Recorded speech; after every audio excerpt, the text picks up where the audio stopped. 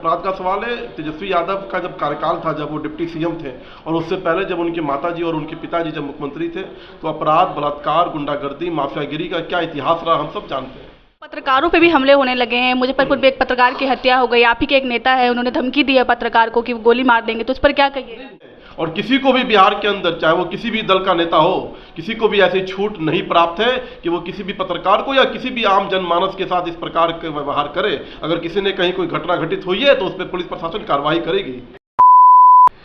तेजस्वी यादव का एक बयान आया है जिनमें उन्होंने कहा है कि बिहार में डबल इंजन की सरकार है और बिहार में जो अपराध का ग्राफ है वो भी डबल होता जा रहा है। उस पर क्या कहिएगा?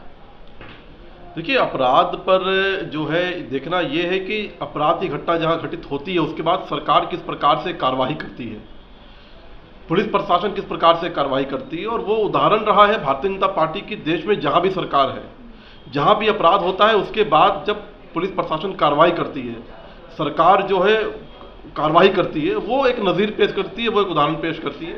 और उसका उदाहरण हर जगह हमने को देखने को मिला है। जहाँ तक अपराध का सवाल है, तेजस्वी यादव का जब कार्यकाल था, जब वो डिप्टी सीएम थे, और उससे पहले जब उनकी माताजी और उनके पिताजी जब मुख्यमंत्री थे, तो अपराध, बलात्कार, गुंडागर्दी, माफियागिरी का क्या इतिहास रहा हम सब जानते हैं।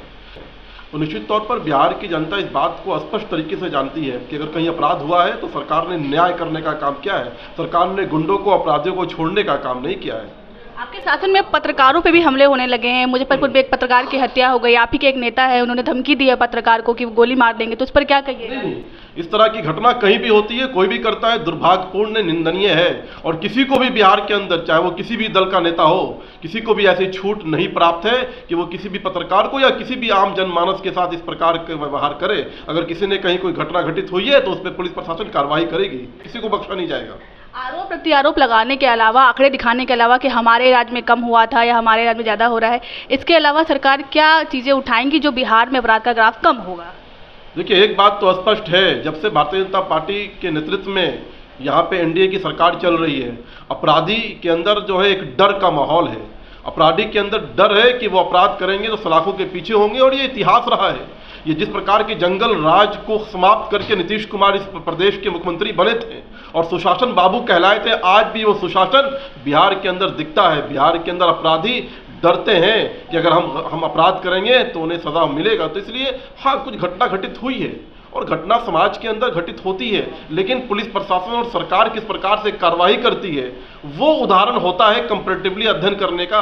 कि पिछले की सरकार जो होती थी उसमें जो लोग सरकार में थे वही गुंडा वही थे। पिछले जो सरकार थे वहाँ मुख्यमंत्री आवास से, उनके घरों से जो है अपराधियों को संरक्षण दिया जाता था। तो ये साफ स्पष्ट है कि पिछली की सरकार में गुंडों को, अपराधियों को, बलात्कारियों को, माफियाओं को संरक्षण प्राप्त था।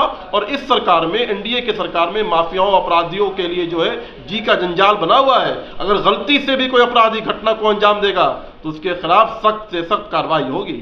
बीजेपी के दिग्गज नेता है अश्विनी कुमार चौबे, उन्होंने कहा है कि वो चाहते हैं कि विधानसभा में 2025 के विधानसभा चुनाव में बीजेपी नेतृत्व करे और कहीं ना कहीं वो नीतीश कुमार को पीछे रखना चाहते हैं। इस पर क्या कहिएगा? नीतीश कुमार जी सर्वमान्य नेता थे एनडीए के, बिहार के अंदर वर्तमान में हैं और आगे भी रहेंगे। नीतीश कुमार जी के नेतृत्व में ही हम लोग यहाँ पे सरकार चला रहे हैं और आगे भी सरकार चलाएंगे। एनडीए में सब कुछ ऑल इज वेल है, एकदम स्पष्ट रहिए, एनडीए में ऑल इज वेल है।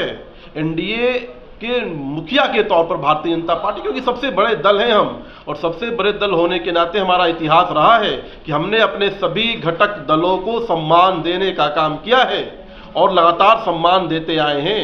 और नीतीश कुमार जी सर्वमान्य नेता हैं एनडीए के बिहार के अंदर और आगे भी रहेंगे।